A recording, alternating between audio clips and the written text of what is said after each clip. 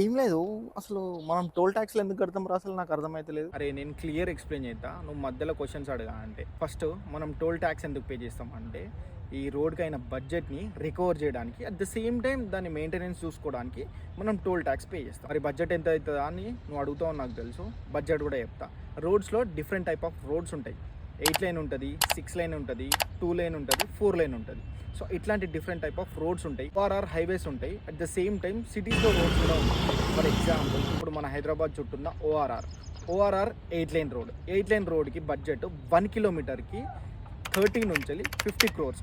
లేదు ఫ్లైఓవర్స్ లాంటి ఇట్లాంటివి వస్తే 60 క్రోర్స్ వరకు అవుతాయి. ఇప్పుడు 6 లైన్ రోడ్కి 20 నుంచి 30 క్రోర్స్ వరకు అవుతుంది. ఇప్పుడు సిటీస్లో ఉన్న రోడ్స్కి 2 లైన్ రోడ్స్, 4 లైన్ రోడ్స్ ఉంటాయి. ఇక్కడ పర్ కిలోమీటర్కి ఎంత అవుతుంది అంటే 4 లైన్ రోడ్కి 15 నుంచి 20 క్రోర్స్ వరకు అవ్వచ్చు. అదే 2 లైన్ రోడ్ ఉందనుకో 5 నుంచి 10 క్రోర్స్ అవ్వచ్చు. ఎందుకు అంత బడ్జెట్ అవుతుంది రా అని నువ్వు అడుగుతావు. ఎందుకు అవుతుంది అంటే దీంట్లో చాలా ఫ్యాక్టర్స్ ఉంటాయి. ఫస్ట్ వచ్చేసి ల్యాండ్ అక్వైజేషన్. దీనికే 40 నుంచి 60% ఆఫ్ ద బడ్జెట్ దానికే అయిపోతుంది. Land acquisition is not a easy thing.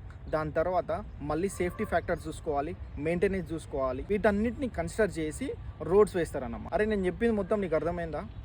ఓకేరా, నేను ఒక క్వశ్చన్ అడుగుతా. 2 లైన్ రోడ్ అంటే ఏంటిది, 8 లైన్ రోడ్ అంటే ఏంటిది?